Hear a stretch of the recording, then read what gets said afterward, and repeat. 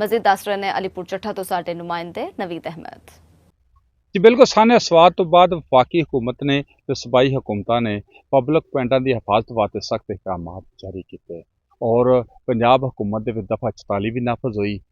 मुख्तलिफ swimming pool के हिफाजती इंतजाम वेखण तो बाद कुछ नूं सील किया गया तो कुछ नूं वार्निंग दी गई। छोटी नहरां ते सूबे जिहड़े ने उन्हां ते भी दफा 44 के तहत लोकां नूं नाण तो मना किया गया।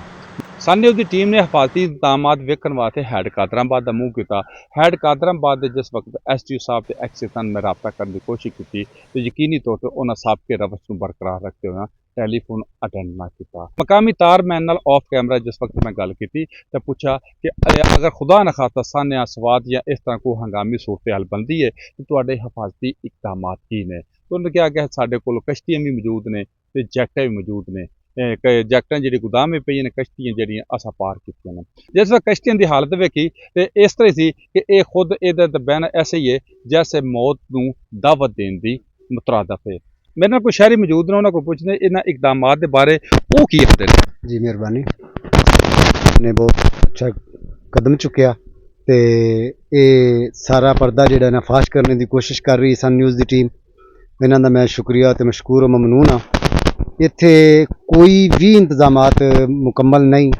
हुकूमत वालों जिहड़े हदायत कीतियां गईयां सन उन्हां उत्ते कुछ भी नहीं, सिर्फ और सिर्फ बोल बाला ते मूँह चाला दा हिसाब किताब चलदा पिया और कोई इकदामात नहीं।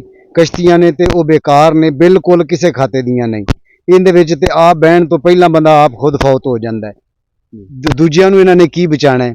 ते दूसरी चीज़ ये वे कि जिहड़ा इत्थे कोई इंतजामात होवे हैड कादराबाद ते वो कोई भी नहीं है, बिल्कुल बिल्कुल जीरो है। जी बिल्कुल इन्होंने आखना सी कि इन्हां कश्तियां बहना इंज है जिवें मौत नूं दावत देने के मुतरादफ है।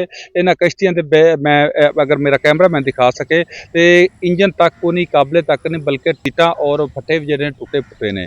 ये मेरे समेत हर जी शोर शहरी सवाल उठा रहा है कि हुकूमत सिर्फ बयान तक अपना काम चलाएगी या अमली इकदामात भी करेगी। जी।